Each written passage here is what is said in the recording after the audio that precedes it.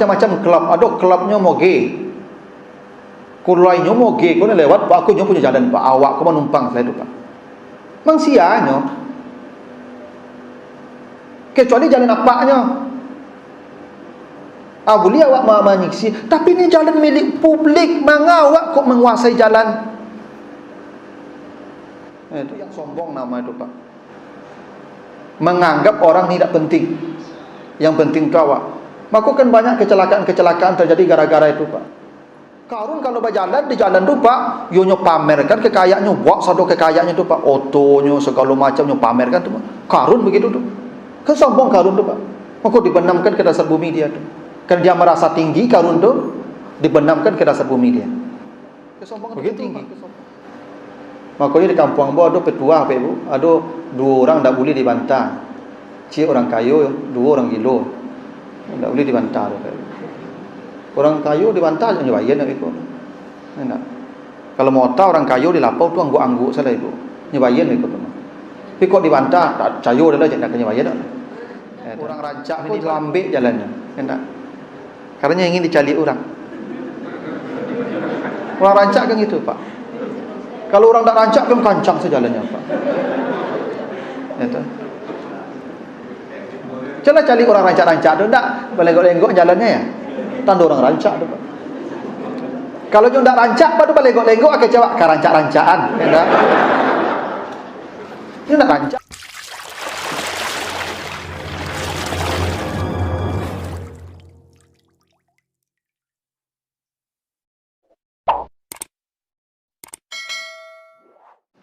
Assalamualaikum warahmatullahi wabarakatuh. Alhamdulillahirabbil alamin. Assalatu wassalamu ala asrafil anbiya'i wal mursalin wa ala alihi wa ashabihi ajmain. Yang saya hormati Ibu Kepala Dinas Dukcapil Pak ya. Ada berapa dinas di sini Pak? 1 atau 5? Dan dinas lain tidak hafal saya Bapak Ibu ya, mohon maaf ya Bapak Ibu hadirin yang dimuliakan Allah. Segala puji bagi Allah atas segala karunia-Nya. Alhamdulillah pada pagi hari ini kita kembali dikumpulkan Allah di rumahnya dalam majelis zikir yang penuh berkah ini. Yakinlah Bapak Ibu, seperti yang sering saya katakan, bahwa menghadiri majelis seperti ini adalah ibadah yang tidak kecil nilainya, hingga dalam hadis At-Tirmizi setiap 1 langkah kaki yang datang ke majelis itu akan Allah samakan pahalanya dengan setahun salat malamnya. Jadi kalau ibu bapak salat malam setahun, kata Nabi, itu setara dengan 1 langkah menghadiri majelis. Itulah hebatnya pahala datang ke majelis. Kalau soal ceramah kan sekarang tidak rumit Bapak Ibu ya. Bapak Ibu tinggal akses di media terlalu banyak. Ya gampang sekarang, TV sudah di tangan kita masing-masing. Tapi menghadiri majelis itu yang tidak ada pahalanya pada media, yang ada pada majelis yang kita harus melangkahkan kaki ke sana.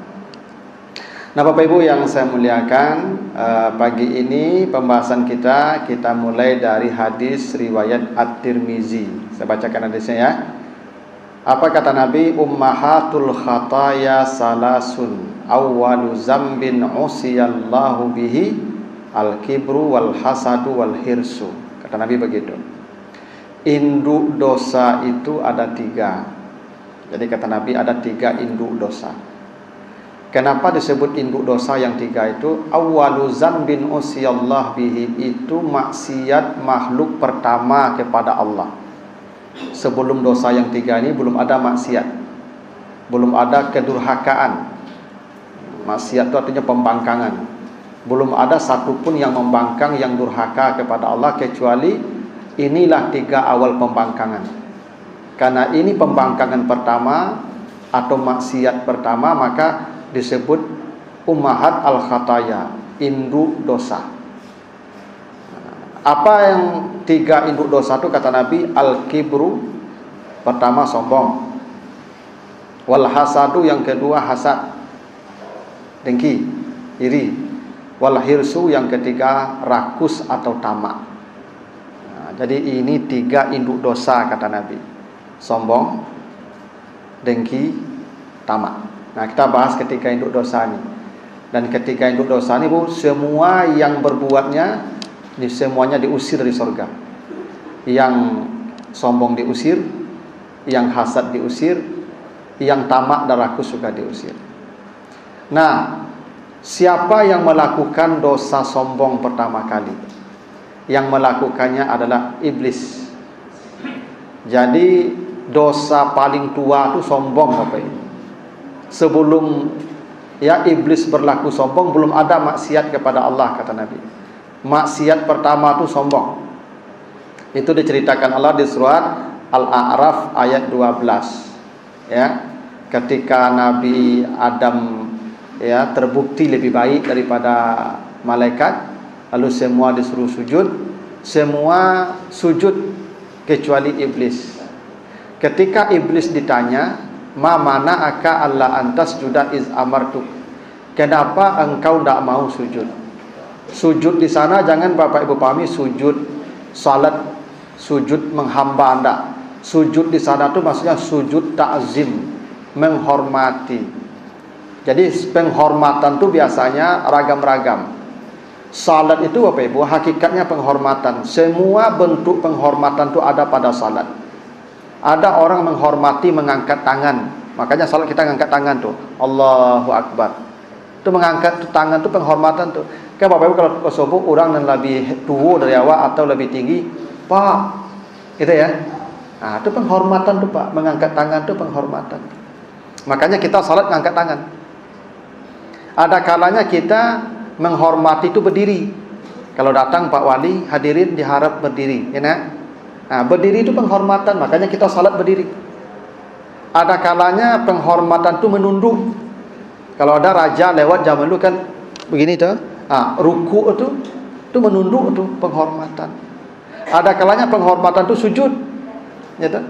Dulu kalau di zaman purba dulu itu kan ke raja-raja itu kan sujud. Sujud itu sujud menghormati itu. Ya, makanya kita ke orang tua juga begitu kan. Sembah sujud ananda. Dulu kan kalau minta piti orang gaya kan bersuri tak apa. Yuk.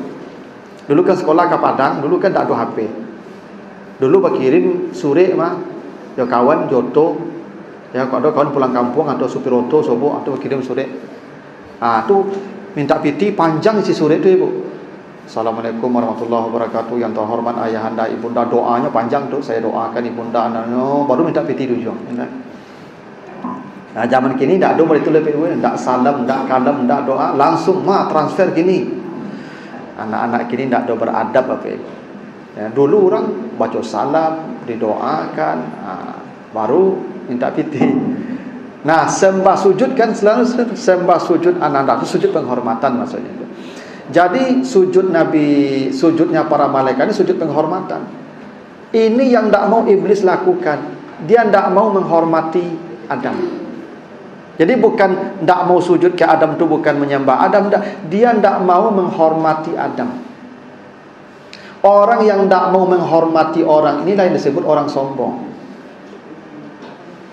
Orang yang tidak bisa menghormati orang, itulah hakikat kesombongan. Itu kenapa Nabi ditanya, "Ya Rasulullah, apa itu sombong?" Kata Nabi dua. Sombong itu al-kibru batarul haq wa ghamtun nas. Sombong itu menganggap ringan orang dan menolak kebenaran. Jadi sombong itu menolak kebenaran atau menganggap ringan orang lain. Nah, ini sombong ini banyak yang menghinggapi kita, Ibu. Menolak kebenaran. Ya. Apa itu menolak kebenaran? Kita tahu itu benar, tapi kita tidak mau ikut. Itu sombong tuh Pak. Inilah Bapak Ibu kalau mendengar azan, dengar azan ya. Apa yang Bapak Ibu pahami kalau azan berkumandang? Hayya 'alas shalah. Berarti Bapak Ibu tahu ya mengimbau salat. Kenapa Bapak Ibu tidak paham? Nah, itu yang batarul haq tadi. Menolak kebenaran. Bapak Ibu lah tahu itu benar, cuma Bapak tidak ikut. Itu kesombongan namanya itu. Menolak kebenaran. Kita tahu itu benar, tapi kita tetap juga menolaknya. Mohon maaf nih, ini Pak nih, saya enggak menyalahkan ya. Gini, saya tanya hati kecil Pak nih. Menurut Pak, rokok itu baik atau buruk? Tanya hati kecilnya Pak. Bukti rokok itu baik atau buruk, mau enggak anak Pak jadi perokok? Enggak kan? Berang enggak Pak kalau anak Pak SD merokok? Tanda buruk tu. Kau elok apa lagi rokok tu mah. Kalau baik dah rokok tu, dari lahir dah pagi rokok tu mah.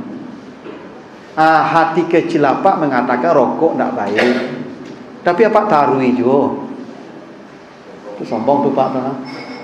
Nah, saya menyampaikan apa adanya Pak ya. Bapak kalau tersinggung itu sudah pasti. Kalau tersinggung dah pas tu Pak. Karena kalau ada yang tersinggung berarti dah benar itu. Ya tu. Memang begitulah hakikat kebenaran itu. Memang kebenaran kadang-kadang tidak enak.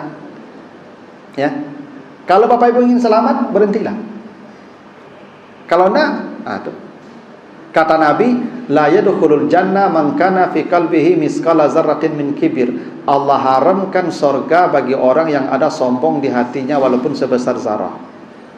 Ada orang sombong di hatinya walaupun sebesar zarah, kata Nabi, diharamkan Allah surga atasnya. Pertanyaannya ibu-ibu, kalau di ruangan itu ada kawan merokok, nyaman atau terganggu? Yang mengganggu itu baik atau buruk? Buruk. Kita dah tahu itu buruk. Bapak ibu kalau nio, berhenti dah ibu ya, bapak ya. Ya Ustaz Ambo kalau nak merokok, kok saya nak bangkit pangana boleh Ustaz. Itunya bisa berbagai macam alasan tu Pak. Ya tu, untuk tetap lanjut. Itu yang disebut kesombongan. Dia akan membenarkan kesalahan itu dengan berbagai macam dalil. Dan itu dosa pertama. Iblis diusir dari surga selamanya hanya karena perkara sombong tadi itu Pak. Padahal iblis itu jutaan tahun di surga, jutaan tahun itu taat kepada Allah. Hanya sekali dia merasa dirinya itu besar, sombong, Allah usir dari surga. Nah Bapak Ibu belum pernah masuk surga, baru mau ke surga, sombong tiap hari. Kira-kira masuk surga enggak tuh? Ya tuh. Nah makanya Bapak Ibu, kesombongan itu kata Nabi menolak kebenaran. Orang menolak kebenaran itu macam-macam alasannya Pak Ibu. Ada kalanya karena memang ya sedang asik. Memang sedang asik Pak. Ya, misalnya Ibu ya ada misalnya Bapak sedang main HP ya. Kau lah tiba kata semayang, alu je berhenti deh. Sombong nama itu. Ibu nak tahu kata semayang tiba, tu lanjut je. Itu sombong nama itu Pak. Menolak kebenaran. Ada kalanya memang merasa yang menyampaikan kebenaran itu kedudukannya di bawah kita. Kadang-kadang anak suruh pergi ke masjid. Pergi masjid semayang lah. Apa dah masjid Pak? Dan jangan kecil nuang salah. Itu sombong tu Pak. Ya tu. Orang rumah awak suruh melakukan sesuatu yang baik, tapi kita tidak melakukan itu, sombong nama itu Pak. Ngata? Jadi kesombongan itu Ibu bukan hanya merendahkan orang, menolak kebenaran. Nah, yang paling hebat tentu meremehkan orang. Ketika iblis ditanya, kenapa kau tak mau sujud? Saya lebih baik dari dia. Merasa diri lebih baik. Inilah Bapak Ibu yang disebut kesombongan. Jadi Bapak Ibu, sombong itu ibadah dosa tertua. Dan karena itulah ibadah pertama yang Allah suruhkan kepada kita itu adalah salat, sujud. Makanya perintah salat itu sujud. Kenapa salat ibadah pertama? Karena salat ini penangkal sifat sombong tadi. Orang kalau salatnya benar Bapak Ibu tidak akan dihinggapi sombong. Bagaimana dia sombong ketika dia bersujud? Itu maka setan itu paling takut melihat orang sujud. Iza sajada iza qara'a ibnu adam as-sajdata fasajada ya'tazala syaitan yabki. Bila anak Adam bersujud, dia membaca ayat sajadah, kata Nabi, lalu dia bersujud, maka setan lari tunggang langgang. Kenapa setan lari? Apa kata setan? Celakalah saya, anak Adam disuruh sujud, dia bersujud, maka dia masuk surga. Jadi sujud ini pantangan iblis. Makanya iblis sangat takut lihat orang sujud tuh, Pak. Kalau ada orang sujud, setan menangi itu. Nah, karena orang sujud itu tidak mungkin sombong. Makanya Bapak Ibu, kalau ada orang salat rajin sujud tapi sombongnya tidak habis-habis, Bapak Ibu, itu salatnya yang masuk neraka. Fawailul lil musallin namanya. Orang yang salatnya celaka. Kenapa? Dia lalai dari salatnya. Bukan lalai dalam salatnya, lalai dari salatnya. Dia tidak paham itu sujud itu. Bagaimana mungkin orang yang sujud itu bisa sombong? Iblis sombong karena tidak mau sujud. Kalau kita sujud masih sombong, bagaimana mungkin itu? Itu makanya salat yang celaka tadi. Jadi dosa pertama itu sombong, maka ibadah pertama yang diperintahkan waktu salat. Makanya salat ini jangan Bapak Ibu kira kita saja yang mengerjakannya sejak Isra Mi'raj. Tidak, sejak Nabi Adam salat sudah disuruhkan Allah. Apa dasarnya? Nanti Bapak baca surat ya Al-Mudaththir 40 sampai 43. Ya, di surah Al-Mudaththir 40 43 itu penduduk neraka nanti ditanya, "Masalakakum fi sakar?" Kenapa kalian masuk neraka? Apa jawabannya? "Lam naku minal musallin." Dulu kami tidak salat. Selama Bapak Ibu menjaga salatnya, maka kesombongan tidak akan hadir. Tuh, jadi induk dosa yang pertama itu sombong dan obatnya adalah salat. Itu. Yang kedua, induk dosa itu namanya al-hasad. Hasad itu artinya dengki, merasa tidak senang atas kebaikan yang diperoleh orang, itu hasad. Hasad itu Ibu, kalau ada orang dapat kebaikan, nyo gambuang pipinya, Ibu. Hasad. Panjang muncungnya, Ibu. Itu hasad. Kan ada ibu-ibu tuh misalnya kawan, ya kan, balio tuh baru, tuh lewat kawan kau. Panjang muncung ibu kalau suka ke kawan tuh. Itu hasad namanya itu. Karena itu kewajiban kita ini ibu ya dalam agama. Kewajiban sesama muslim itu ada namanya at-tahni'ah. Satu kewajiban kita tuh mengucapkan selamat kalau kawan kita dapat nikmat. Wajib hukumnya. Seperti halnya kawan kita dapat musibah, kita ucapkan ikut berduka. Maka kalau ada kawan kita dapat nikmat, promosi jabatan, datangi dia selamat. Jangan Bapak Ibu, inyo promosi jabatan itu iyo, kalau inyo kan tahu sewanya itu. Itu hasad. Bahasa tu iyo tu hasad. Si anu kini lah naik eselonnya, tu iyo, si an kan tahu sewanya. Itu kan tahu waktu tu hasad tu Ibu. Dan hasad itu Ibunya selevel Ibu. Hasad kau tidak bisa beda level. Tukang jual cindu hasad ke tukang jual cindu. Pasti. Tukang jual cindu tidak bisa hasad ke tukang joto loh Ibu. Tak level. Ya, tukang parkir hasad ke tukang parkir. Enak. PNS hasad PNS. Sama tuh Pak. Orang menggali ke PNS tak bisa hasad lagi. Hasadnya selevel. Makanya hasad kau Ibu dihinggapi awak yang seprofesi. Kita akan hasad ke orang yang sama dengan kita. Saya dosen, hasad saya ke dosen juga. Bakutnya saya capek merdeka, bakut sampainya merdeka, ambo kok alun jelek hasad itu. Itu induk dosa Pak Ibu. Merasa tidak senang dengan kebaikan yang diterima oleh orang. Dan kata Nabi, innal hasada ya'kulul hasanat kama ta'kulun nar al-hataba. Kalau ada hasad dalam hatimu, semua amal kebaikanmu akan dihapus oleh Allah sebagaimana api melahap kayu yang kering. Jadi orang kalau ada hasad di hatinya, Ibu, tidak senang orang berlebih dari dia, maka kata Allah, kata Nabi akan dihapus semua amalnya. Kenapa orang hasad dihapus amalnya, Ibu? Karena orang yang hasad itu sejatinya dia tidak beriman dengan ketetapan Allah. Coba Bapak Ibu baca nanti surat Az-Zukhruf ayat 32 ya. Apa kata Allah? Nahnu qasamna bainahum ma'isatahum fil hayatid dunya. Bagaimana kamu hasad terhadap orang padahal bagian dunia mereka Allah yang membaginya sendiri. Siapa dapat berapa bukan karena pandai dia mencari uang, tapi karena Allah yang membagikannya sebanyak itu. Ibu bapak kita bekerja ni Bapak Ibu bukan menentukan jumlah rezeki. Kita bekerja ini perintah Allah mencari pahala. Rezeki kita sudah ada, tetap tidak akan bertambah, tidak akan berkurang. Makanya ada zikir yang kita baca dalam salat, selesai salat ya, Allahumma la mani'a lima a'taita wa la mu'tiya lima mana'ta. Itu kan? Wa la radda lima qadaita. Ya Allah, jika engkau mencatatkannya untuk saya, sedunia tidak akan bisa orang menghalanginya. Jika engkau tidak mencatatkannya, sedunia orang mengantarkannya tidak akan sampai kepada saya.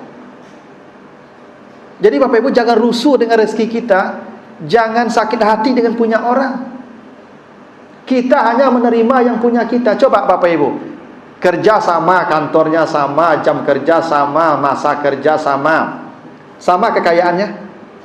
Enggak. Kenapa beda? Catatannya berbeda. Kita hanya menerima sesuai catatan, Pak. Makanya bapak-bapak, ibu-ibu, lurus sajalah mengambil bagian kita. Bapak Ibu, nanti di akhirat yang ditanya Allah itu bukan berapa jumlah kau dapat, bagaimana cara kau dapat, bagaimana cara kau pakai. Hanya itu yang kita pertanggungjawabkan di akhirat. Karena jumlah dari Allah. Maka kalau ada orang yang hasad dengan orang lain, berarti dia tidak percaya dengan janji Allah bahwa Allah yang membagi-bagikan. Berarti dia tidak setuju dengan pembagian Allah. Maka dihapus semua amalnya. Tuh. Ini yang banyak dihinggapi hasad ini sebenarnya ibu-ibu. Karena ibu-ibu ini yang paling berpotensi hasad. Karena ibu-ibu ini diciptakan Allah dengan 99 nafsu, 1 akal. Jadi keinginan ibu ini tidak berbanding dengan akalnya. Termasuk ibu tu acuk kalau barubah kawan, nyo tak lama. Kalau misalnya rumah orang merehab rumah, tu nyo lah damam panjang situ. Ada Bali Bodrek di Pramek. Itu hasad. Tak nyaman saja lah tu, adu-adu aja masalah. Tu. Dan tu memang ya wajar ibu-ibu begitu. Karena ibu-ibu ini keinginannya terlalu banyak. Siapa yang punya sifat hasad ini? Itu Kabil. Jadi dosa hasad ini dilakukan di bumi pertama kali ini oleh anak Adam tertua Kabil, yang hasad kepada adiknya Habil. Kenapa Kabil hasad kepada Habil? Karena Habil dapat yang cantik, dia dapat yang kurang cantik. Dia tetap ingin dapat yang cantik. Itu akhirnya kemudian dia bunuh adiknya. Nah, karena dosa pertama ini hasad, maka ibadah pertama yang Allah perintahkan itu adalah berkorban. Makanya Kabil disuruh berkorban oleh Allah. Jadi korban ini Bapak Ibu obat hasad. Kalau ada orang tiap tahun berkorban tapi tetap juga tidak senang pada orang, itu korban yang ditolak. Karena sejatinya korban itu menghilangkan sifat hasad. Itu kenapa korban itu disebut korban. Korban itu dari kata karib, yang mengantarkan orang dekat dengan orang lain. Kan korban dari kata karib. Kenapa disebut korban? Dengan berkorban itu kita dekat dengan orang. Hasad hilang ketika berkorban. Nya membawa jauh ke hasad hati. Hati juga kalau tidak senang orang itu pasti jauh hatinya. Maka dikembalikan kedekatan dengan korban itu. Maka berkorban kau yang paling rancak di mana kita berdomisili. Di mana ibu tinggal, di situlah berkorban. Karena korban itu akan menghapus sifat hasad ibu kepada orang-orang dekat ibu. Itu hakikat korban itu ibu. Itu makanya korban itu disimbolkan menyembelih. Sebenarnya yang disembelih itu bukan sapi, tapi diri ibu sendiri. Keegoan ibu yang disembelih. Orang hasad itu orang ego. Dia ingin di atas terus. Kalau ada orang melebihi dia tidak senang. Kan ego namanya. Dan itu kenapa disembelih. Sembelih dirimu. Itu makanya orang kalau sifat hasadnya tidak hilang, walaupun berkorban, seperti sifat Kabil sifatnya. Apa kata Kabil kepada adiknya? La'aktulannaka, engkau saya bunuh. Engkau pasti saya bunuh. Itu tanda orang korbannya tidak berhasil mengubah dirinya. Tapi Habil, apa jawabannya? lain basatta ilayya yadaka litaktulani ma ana bibasitin yadiya ilaika liaktulaka. Kalau engkau hendak membunuh saya lipat tangan saya. Kalau engkau bahagia karena membunuh saya silahkan engkau membunuh saya. Itu tanda orang yang korbannya benar, tidak ada lagi egonya. Tuh. Orang yang sudah korbannya benar, dia tidak melihat dirinya ada, yang dilihat orang lain ada. Dia tidak. Nah, jadi ibadah korban itu Bapak Ibu bukan hanya sebatas menyembelih sapi, Pak, tapi membuang sifat ego, hasad yang ada di diri kita. Maka kalau orang sudah benar korbannya Bapak Ibu, dia akan memikirkan orang lain lebih daripada dirinya sendiri. Dia akan senang orang lain lebih walaupun dirinya kekurangan. Itu orang yang sudah benar korbannya Bapak Ibu. Nah, itulah kenapa ibadah pertama korban, karena dosa pertama adalah hasad. Tuh, hasad Ibu ya. Merasa tidak senang orang mendapat kebaikan. Yang ketiga, induk dosa tadi kata Nabi adalah al-hirsu, tamak, rakus. Nah, ini induk dosa nih Ibu, tamak, rakus. Apa itu tamak? Sifat tidak pernah merasa cukup, tidak pernah puas, pokoknya harus dapat yang alun dapat. Karena begini Pak Ibu, keinginan itu tidak ada batasnya. Kalau kebutuhan ada batasnya. Yang wajib kita penuhi kebutuhan. Keinginan kalau kita penuhi, dapat dia akan ingin lagi itu. Dan sifat rakus ini sifat asli manusia. Siapa yang ditimpa sifat rakus ini? Nabi Adam. Kapan sifat rakus Nabi Adam datang? Sejak di sorga. Kata Allah kepada Adam, Adam, tinggallah engkau di sorga ya, dan makanlah semua yang ada di sorga. Semua yang ada di sorga ambil, tapi yang satu ini jangan kau dekati. Wala taqrabah hadhihi syajarah. Coba bayangkan Bapak Ibu, manusia ini semuanya dibolehkan Allah, hanya satu yang disuruh tahan, tetap saja dia tidak mampu. Itu aslinya kita nih Pak. Rakus, dak amu pasai, dak amu puih. Cobalah Ibu, lasa banyak anta baju di rumah, pai ke pasar, mado ke baju dulu. Itu rakus nama dia Ibu. Lasa banyak anta tas di rumah, asa mado kawan mago tas yo online, ada tas baru, wali juga. Padahal tas di rumah itu tak terpakai kadang itu. Itu Ibu karena hidup dengan keinginan, tidak dengan kebutuhan. Itu yang rakus. Jadi rakus itu bukan mambi yang tidak punya orang, yang tidak punya awak. Nah, itu je lah. Ibu melebihi kebutuhan ibu, dan ibu rakus dah itu. Tak mau pasai, tak mau puih apa yang lari tapi. Ada ibu-ibu kok harga tasnya sampai 200 juta pakai. Ada tak? Aduh tu ibu.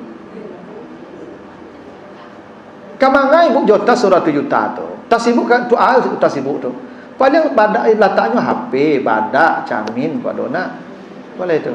Ya kan lipstick itu dah. Maka kok 200 juta bisa ada tas 100 ribu saja. Bisa. Maka 200 juta. Itu yang namanya rakus tadi. Sifat tak mau pasai. Dan itu sifat dasar kita. Tak mau pasai Pak. Ya tak? Lah jadi apa? Lah jadi Pak Camat, ingin lo jadi Pak Wali, lah jadi Pak Wali, ingin lo jadi Pak Gubernur, Gubernur jadi Menteri. Begitulah manusia tu Pak. Tak mau puih. Nyata. Jadi sifat dasar manusia tu tamak tu lah. HP masih rancak HP ke baru, tukar yo, dek model tukar tu, padi tu. Tukar tambah panjang saya, tukar tambah panjang saya nah. Tu rakus nama tu itu. Padahal masih berfungsi, telepon masih bisa, WA masih bisa, semua fungsi-fungsinya sudah bisa. Tapi kurang canggih. Nah, itu yang rakus namanya itu Pak. Karena itu tamak dosa pertama dan Adam diusir dari surga karena tamak itu, maka ibadah pertama yang Allah perintahkan ke Adam itu adalah puasa. Kama kutiba 'alal ladzina min qablikum. Karena puasa itu artinya imsak, menahan. Ibu, puasa itu bukan menahan dari yang haram, Ibu. Dari makanan yang milik Ibu. Makanan di rumah Ibu, punya Ibu, Ibu tahan. Istri awak halal di rumah awak, di kamar awak ditahan. Dah istri orang maka istri awak. Tidak hebat puasur, Pak. Maka mustahil orang kalau imsaknya benar, puasanya benar, tetap juga tamat. Jadi orang yang korupsi itu aneh tuh, Pak. Nya puasa, tapi nya korupsi juga. Baca itu, kerakus semua itu. Makanya ibu-ibu, bapak kalau ada kegiatan-kegiatan kantor, kan ada kegiatan tuh kadang sampai hari kegiatan kok, tapi 3 hari terlaksananya. Ampra sampai hari tetap nerangani, tidak boleh tuh ibu, tuh rakus tuh. Ya, tamak ibu tuh mengambil yang bukan punya ibu, namun tuh. Yang bagian ibu saja kalau 3 hari 3 hari. Ya, yang 1 hari balikan bukan punya kita. Nah itu, nah. Maka mustahil orang kalau puasanya benar dia akan rakus. Nah, jadi ini 3 induk dosa Bapak Ibu. Dan ada 3 pula induk ibadah yang menangkal 3 induk dosa itu. Sombong ditangkal dengan salat. Hasad ditangkal dengan kurban. Dan tamak ditangkal dengan puasa. Bila ketiga ibadah Bapak Ibu ini benar, maka Bapak Ibu selamat dari induk dosa. Tapi bila tidak, maka induk dosa itu akan menghinggapi kita. Sombong akan menghinggapi kita, tamak akan menghinggapi kita, dan hasad akan menghinggapi kita. Nah, begitu Bapak Ibu ya, penjelasan dari hadis At-Tirmizi tadi tentang induk dosa. Kita masih ada waktu 1/4 jam. Kalau ada pertanyaan Bapak Ibu seperti biasa saya persilakan. Bebas ya, apapun yang mau Bapak Ibu pertanyakan sebatas ya yang bisa saya jawab. Silakan Bapak Ibu. Itu dalam konteks memberikan pengajaran dan penyadaran pada dia. Artinya kita yakin dengan begitu dia sadar. Itu boleh. Tapi membalas kesombongan dia dengan kesombongan tidak boleh. Sombong pula kita namanya. Tapi mengatasi pembicaraan dia agar dia berhenti dari sombong, boleh. Bukan maksudnya kita boleh sombong itu. Kita mengatasi dia supaya dia berhenti sombong dan kembali ya kepada fitrahnya makhluk yang tunduk. Kalau itu niat kita boleh, Pak. Tapi kalau kita sombong pula ke dia, ya sama aja kita dengan dia tuh. Apa bedanya? Dan tuh bisa. Dulu Fir'aun merendahkan ya Tuhan. Kata Fir'aun, wa ma rabbul alamin. Dia tidak mengatakan man, tapi ma. Itu Fir'aun berkata begitu, dia merendahkan, dia sombong kepada Tuhan. Maka kata Musa, Tuhan Rabbul Alamin, Tuhan langit dan bumi dan antara keduanya, termasuk Tuhan engkau. Kan dia mengaku Tuhan tadi. Dia mengaku Tuhan di Mesir. Kata Musa, Tuhan itu Tuhan langit dan bumi. Engkau dibumikan, dia Tuhannya. Engkau juga itu Tuhan. Itu kesombongan maksudnya itu, Pak. Kita mengatasi pembicaraan orang supaya dia sadar dengan kesombongan dia. Bukan berarti kita boleh sombong. Tidak. Kata Nabi, tidak akan masuk surga orang yang sombong di hatinya walaupun sebesar zarah. Tidak akan masuk surga. Mohon maaf Bapak Ibu. Ini kadang-kadang dosa sombong tidak sadar kita. Bapak Ibu mengelakson orang itu, ya, itu hati-hati itu. Kadang lampu merah baru bertukar ke hijau tuh, langsung sombong tuh Pak. Bahasanya, oi, dia nak capek mah minggir lalu tuh. Itu bahasa. Ndak bahasa kelakson tuh Pak. Kan bahasa kelakson tuh minggir yang sadonyo dan kadolu. Kalau antri sajalah. Ndak usah hidupkan kelakson tuh. Kok tagage sama tagage wak sadono tuh Pak. Kelakson tuh Ibu itu merasa wak penting, orang tak penting. Maka itu yang lewat pakai pureder tu Pak. Ada bersepeda bersama-sama tu. Bakawal je polisi emang siapa? Hah? Kepentingan kawan-kawan polisi. Nyo bersepeda sama-sama nyo ambil jalan tu separuh ibu. Barombongan tu nyo ambil jalan separuh. Polisi berkawal mengko belakang tu. Sombong tu ibu. Itu ingin memperlihatkan aku ambuku orang hebat, orang kaya, orang santiang, kalian kau sampah saya sedonya tu wasuk itu. Apa kau bersepeda saya di jalan tu, sama hak jalan ku orang punya sedoma. Apa kalau bersepeda sama-sama sejalur sambil cik-cik tu sepanjang tu. Tak mau tahu di jalan di sepeda tu lah. Kadang-kadang sombong tu tak sadar gitu pe. Sombong nama itu. Mengambil hak orang banyak dan kita tak punya hak yang lebih, sombong namanya itu. Jalan itu milik kita semua. Semua orang punya hak yang sama di jalan itu. Kenapa kita harus diperlakukan khusus di tempat publik? Meminta diperlakukan khusus itu sombong nama itu. Kecuali mungkin dia pejabat yang mungkin ini penting sekali, darurat dinas, kita bisa maklum itu Pak. Ada SOP yang mungkin tidak berlaku di jalan raya untuk dia, seperti ambulan, itu bisa kita maklum itu. Tapi kadang-kadang pejabat kau tidaklah penting-penting mana lah Pak. Tapi nyo ketujuh itu bangganya rasanya menyisian orang di jalan tu. Sombong tu Pak. Sebenarnya pejabat-pejabat kau tak perlu pakai provider loh Pak. Macet sama-sama situ. Atas sih cara macet. Kau rakyat suruh macet payah-payah, awak lama meminggirkan orang di tengah jalan tu. Sombong nama itu. Ya. Tanpa sadar kita sombong tu Pak. Karena sombong itu merendahkan orang. Itu yang sombong tadi. Dia menganggap orang ini tidak penting, yang penting dia. Itu orang sombong nama itu. Nah, itu banyak kini gejala Pak. Aduh, kini kan Pak macam-macam klub. Aduh, klubnya mau gay. Kulainya mau gay, kau lewat Pak, aku punya jalan Pak. Awak kau menumpang saya itu Pak. Mangsianya. Kecuali jalan apanya. Boleh awak menyiksi, tapi ini jalan milik publik. Mangga awak kok menguasai jalan? Itu. Itu tu yang sombong nama itu Pak. Menganggap orang ini tidak penting. Yang penting itu awak. Maka kan banyak kecelakaan-kecelakaan terjadi gara-gara itu Pak. Gara-gara klub-klub kau mengambil jalan seenaknya. Ada yang namanya klub oto-oto kau Pak, apa namanya itu yang ada merek-merek tertentu tu Pak. Apa jalan sama-sama lambe tu Pak. Itu kan pameran kekayaan seperti Firaun tu. Karun tu. Karun kan nama itu dulu.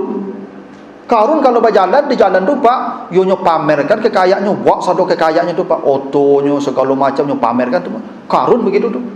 Kan sombong Karun tu Pak. Maka dibenamkan ke dasar bumi dia tu. Kan dia merasa tinggi Karun tu, dibenamkan ke dasar bumi dia. Begitu Pak kesombongan. Dan gejala-gejala ini sekarang ini banyak sekali tu Pak. Ya, saya jamaah saya tidak sasarankan tu. Bapak Ibu kalau ada kegiatan-kegiatan klub, jangan mengganggu hak publik. Bersepeda saya cik-cik lewat. Jauh orang bersepeda tolong lalu bawa. Tak ada perlakuan khusus. Kecuali tadi seperti ambulan, seperti pejabat yang mungkin memang butuh kecepatan kepada dalam merapat urusan negara. Mungkin bisa kita maklumi. Tapi yang tak begitu, apa pentingnya kita? Itu. Begitu. Jadi kesombongan tu Pak Ibu, ya, gampang menghinggapi kita tu. Dan memang kesombongan tu biasanya 3 faktor yang paling tidak tu. Harta, kekuasaan, dan wajah. Jadi makanya orang kaya tu memang kalau mengeceknya dekat tinggi suaranya. Orang tinggi suara tu kan tinggi tu kan sombong. Kesombongan tu kan tinggi. Makanya di kampung Ambo ada petua Pak Ibu, ada 2 orang tak boleh dibantah. Cik orang kaya, 2 orang gila. Tak boleh dibantah tu Pak Ibu. Orang kaya dibantah je bayan nak ikut. Enak. Kalau mau tahu orang kaya dilapau tu angguk-angguk salah Ibu. Nyebayan ikut tu. Tapi kok dibantah tak cayo dah je nak nyebayan dak. Minimal itulah rugi Pak. Enak. Tapi biasanya orang kaya tak mau dibantah. Maka yang acok berang-berang di jalan tu ibu orang botol rancak. Itulah ibu. Coba cari gaya orang yang pakai Pajero, yang pakai Alphard, yang pakai Autokadang. Coba cari gayanya di jalan. Kenapa? Karena memang harta pangkal kesombongan, dan itu pernah terjadi pada Qarun dulu. Ya. Ada kalanya jabatan kekuasaan. Nah, makanya pejabat tak bisa dibantah. Tak bisa dibantah lah Pak. Ya, pejabat kan tak bisa dibantah lah Pak. Walaupun batu awak, ini nyurah lu Pak. Sombong tu Pak. Kan tadi menolak kebenaran. Banyak pejabat begitu, anak buahnya benar, tapi karena dia pemimpin, pejabat tak terima. Nyata. Nah, jabatan tu bang berpotensi sombong tu Pak. Enak. Nekatiku mungkin wajah. Makanya orang rancak beda jalannya orang tak rancak. Enak. Kalau orang rancak kok jelambek jalannya. Enak. Karena ingin dicari orang. Orang rancak kan gitu Pak. Kalau orang tak rancak kan kancang sejalannya Pak. Itu. Coba cari orang rancak-rancak tu tak belenggok-lenggok jalannya ya. Tanda orang rancak tu Pak. Kalau nyo ndak rancak pada belenggok-lenggok akan jawab kerancak-rancaan. Enggak. Ini nak rancak lah tapi kerancak-rancaan. Nah, amati kerancaan nama tu. Nah, rancak tu memang lambik jalannya. Itu nya rancak. Makanya orang rancak, orang rancak tu pasti beda jalannya tu Pak. Itu. Makanya orang rancak kalau laba sobok sama orang rancak pasti otaknya kalau ndak baju make up. Enak, tu otak orang rancak. Kalau orang ndak rancak otaknya ndak do tu loh Pak. Ya gunanya otak tu ndak pakai itu nya loh.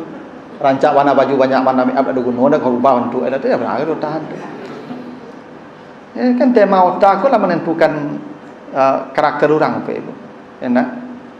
Nah, rancak.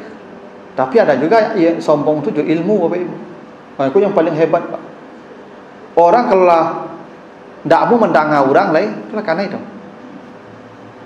Injo makon ndak mau mendengar orang tu kan bahasa kasarnya tahu dan dikecek tu lalu mengecek lah tahu dan tu bahasa. Sombong tu, orang ndak mau mendengar orang tu orang sombong tu. Enak. Karena dia merasa ndak penting ucapan orang tu. Tu makon orang nyerang. Ndak ada bobotnya lah kita. Enak. Yang paling hebat justru sombong dan ilmu kau Pak Ibu. Kalau haratu kan tak permanen. Kadang datang kadang pergi itu. Kalau kekuasaan jabatan tak lama juga, 3 periode paling lama. Itulah ada demo orang bagi itu. Ya kan? 2 periode kalau minta 3 demo orang itu. Itu. Kalau cantik apalagi? Cantik kan tak permanen. Paling sampai 5 kalau ibu-ibu cantiknya. Sampai 5 tu kalau acuk spa. Tapi kok ya badak baris enggak. Mesti kan ada perawatan badak baris itu. Ya tu. Kalau dia badak baris enggak amun itu. 40 lah habis. Kalau dia cok spa perawatan dokter kulit lah ya. Sampai 50 lah. Ya tu. Makanya ibu-ibu kalau dah 50 kan dah jarang baca amin nak. Dulu ibu ketika umur 7 balik 8 balik 22 tu kan dia baca amin tu mak. Kama-kama ada camin. Anak dia auto tagak baca aminnya tu. Kalau 50 kata kalau malih ibu baca amin tu. Ni kena calik lain, ada guna calik awak pula takut calik awak.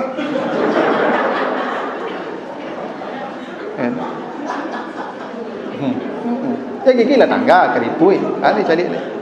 Dulu kan mengagumi diri sendiri. Kalau masuk-masuk ABG kan kagum dengan diri awak. Ya enggak? Maka tagak di kacau tu berputar-putar mereka. Kalau kini ada tadi di kacau tolak paisa langsung.